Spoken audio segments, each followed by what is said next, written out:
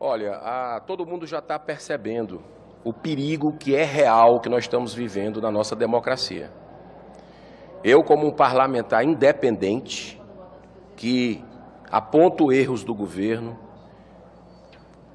aponto acertos do governo, que não defendo o presidente da República, vejo que está havendo um exagero daqueles que são contrários ao presidente e ao governo.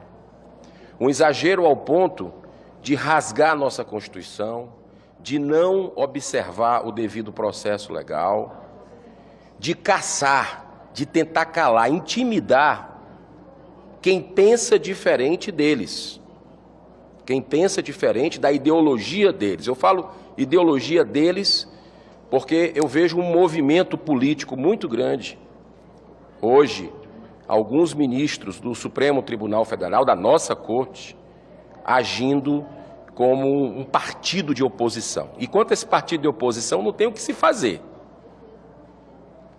Porque é forte, é o que tem a caneta, é o que manda e desmanda no Brasil hoje. É como se a gente estivesse retornando nesses 200 anos da independência, que vai completar agora dia 7 de setembro, para o império.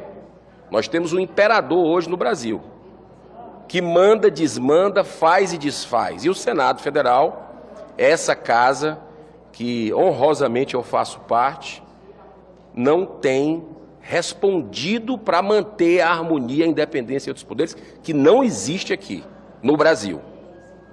E isso é muito perigoso porque está pendendo apenas para um lado. Não existe aí um equilíbrio, não existe uma imparcialidade. O que fizeram com os empreendedores ontem foi algo absurdo. Uma conversa de grupo de Zap que quem não participa aqui de grupos de WhatsApp, que é ali como se fosse você está na casa de um amigo, você está num restaurante conversando e expressando a sua opinião. Tem gente com medo hoje no Brasil de expressar a opinião, de estar em grupo de Zap. Olha a que ponto nós estamos chegando. Isso vai repercutir em cada um de nós, você, eu, todo mundo. Teve um caso lá num clube de São Paulo que estava um grupo que ninguém sabe bem da história, porque o segredismo toma conta. Esse processo de ontem está correndo em segredo. Um grupo conversando, falaram mal, ninguém sabe o que foi, do ministro Alexandre de Moraes. Ele foi lá, a equipe dele foi lá, levou para a delegacia. Isso é o quê? É um Estado policialesco que o Supremo, que um ministro do Supremo está fazendo, e os outros ministros do Supremo? Porque tem gente boa, cumpridora dos seus deveres, equilibrada. Por que não, pelo Brasil, por que não se posicionam? Tem que ser ex-ministros, como Marco Aurélio Mello, que comentou, chamando esse inquérito de fim do mundo, dizendo que foi uma barbaridade o que aconteceu ontem. Não existe o que aconteceu ontem. Você não pode fazer isso. Eu sou um seguidor, mesmo discordando do Luciano Hang, por exemplo, um dos empreendedores que foram violentados ontem no seu direito de liberdade de expressão. Eu sou um seguidor. Eu acho que os câmeras aqui, alguém deve ser, porque ele tinha milhões de seguidores, eu era um deles. Rapaz, as mensagens que ele colocava de manhã, de alegria, bom dia, trabalho, o dia... Rapaz, é uma coisa impressionante que contagia. Tinha muita coisa boa e não tinha coisa ruim. Por mais que eu discordasse de alguma postagem que ele defendia o governo, é a posição dele. Ele tem uma posição política, a gente não pode mais ter posição política. Tem que ser a posição que o ministro quer, tem que ser passar. Cadê a imprensa? Eu agradeço a TV Senado, que eu acho que é a única que vai colocar isso aqui. É a única que está repercutindo a voz. Não, tem outras, tem a Jovem Pan, tem outros veículos que fazem, mas é minoria. Está todo mundo calado vendo o que está acontecendo. É uma questão de justiça. A gente tem o direito de discordar do posicionamento de cada um. Se teve um que expressou sua opinião contra as instituições, isso não significa que são todos. E é isso, vai lá, quebra um. Cadê o processo para ver, para ouvir a pessoa?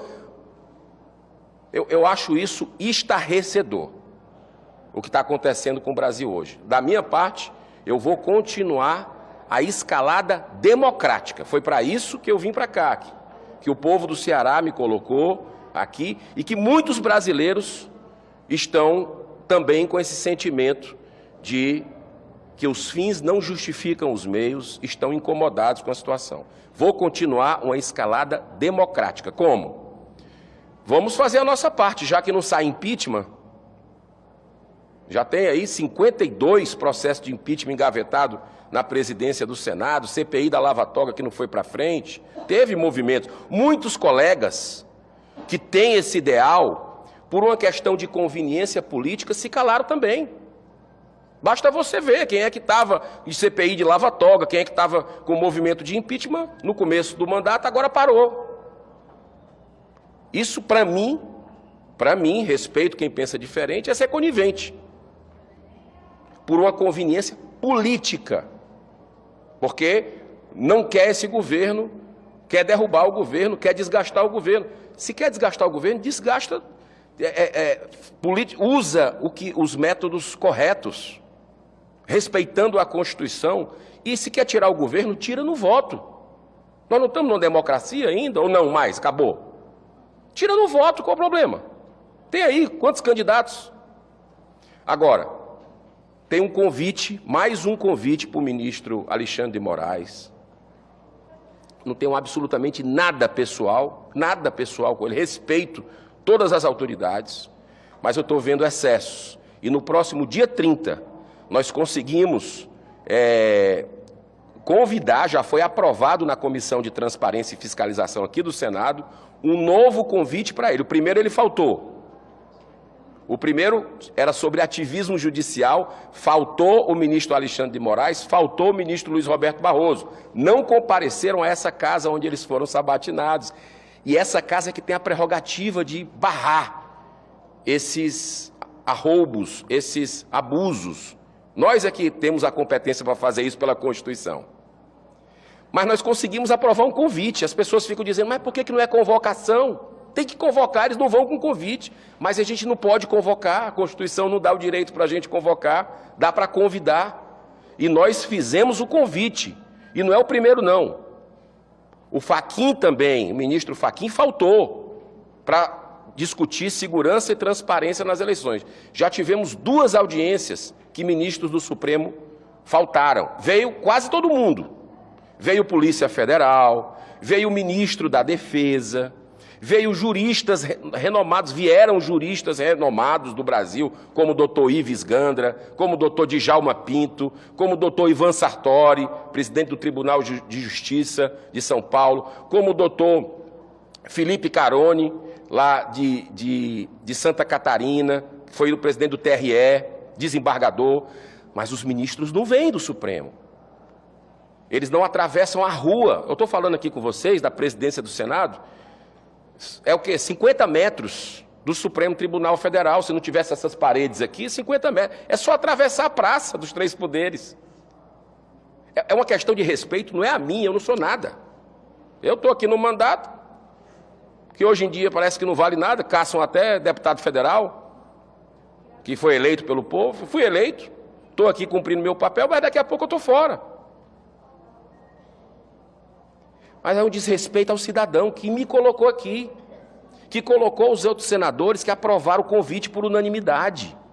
É um desrespeito a eles, à população brasileira, a vocês.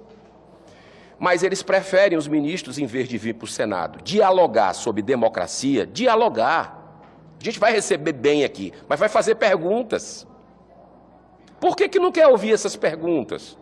Estão acima de nós, é isso, está claro isso, mandam em nós, não têm humildade para vir dialogar, não quer nem saber do Senado, não quer saber da sociedade, nem da Constituição, pelo visto. Agora, preferem ir para os Estados Unidos, para Nova York, preferem ir para Lisboa, preferem ir para Oxford, para falar sobre política. Uai, seu app de vídeos curtos.